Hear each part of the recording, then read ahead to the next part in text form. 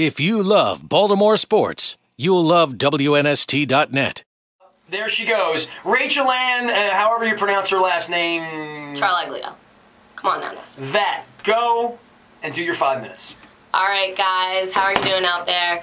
I just wanted to talk a little bit today about the Ravens-Redskins game tomorrow. Big Ravens fan. I know it's just a preseason game, but I hate when people say it's just a preseason game. Last Thursday, I went to the game, was in the stands with all the fans, the crowd was still getting psyched. I saw the purple and black, and I see Big Ray do his dance. I'm excited.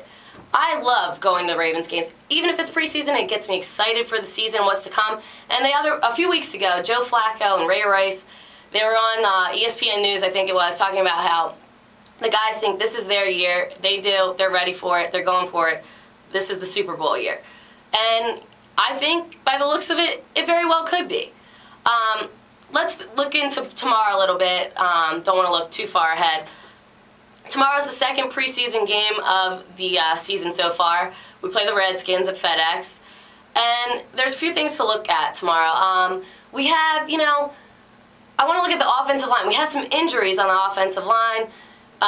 Jared Gaither, he's out with the back tear, and O'Neal Cousins, who was in for him as his backup, got carted off the field on Wednesday for headaches, possible concussion. So now we might have a rookie, Raymond Harwood, in. Cam Cameron says he thinks he can do it, but you never know. I mean, this is going to be the time that we see these guys and we see what they can actually put on the field and produce. We have Matt Burke out. We have some other guys out. I mean, we're going to see basically second, third team offensive line from the beginning, from the get-go. But, I mean, this is the time to see them because this is the time the coaches are really looking at the young guys, the rookies, and the veterans that are still trying to make this 53-man roster, excuse me. So, I mean, this is the perfect time to be looking at these people, seeing what they're doing, seeing if this offensive line can protect Flacco.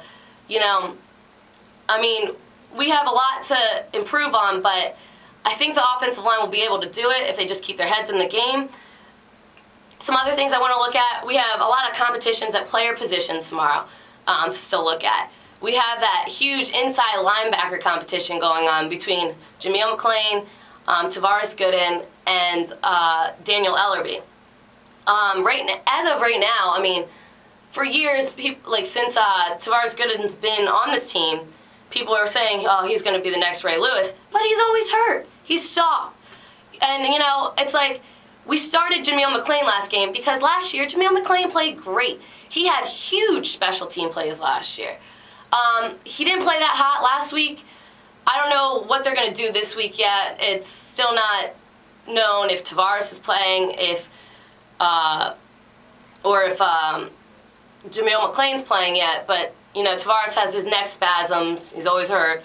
So we'll see who's going to be playing tomorrow. Daniel Ellerbe is really not in the running. They said he had a bad camp. So I don't know what's going to be up with him, but I guess we'll see. He'll probably come in a little bit during the second quarter, I'd assume. Also, I want to look at the competition for the third wide receiver spot. We know Anquan Bolden's in town. He's obviously number 2. We got Derek Mason. He's always our number 1 man. He showed that last game still.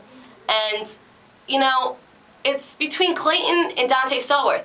Dante Stallworth, yeah, he's been out of football a little bit for his legal issues, but he's always made a name for himself. He's a good player, solid at running routes, and, he can catch the ball.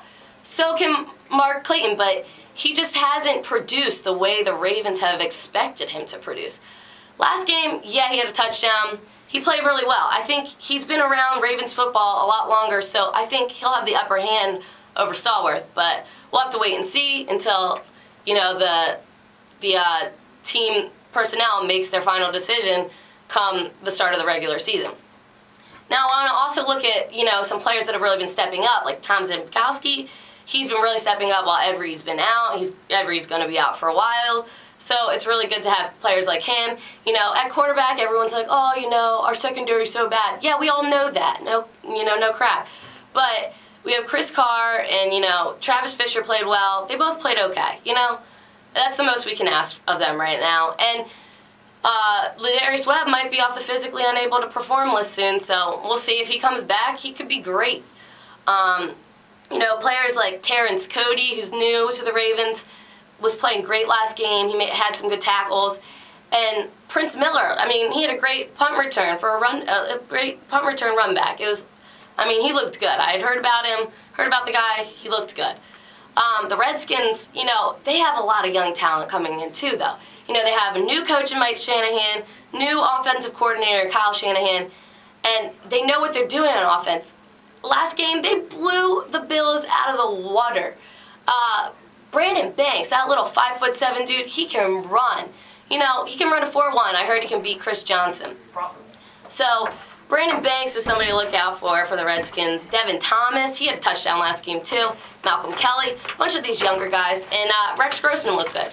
Either way, I'm excited for the Battle of the Beltways, but if I had to say anything, I think the Redskins' second and third team is better than the Ravens. I think their first team's better, but who knows? I'm definitely going to sit down and watch it tomorrow, crack a beer with my friends, and have a good time.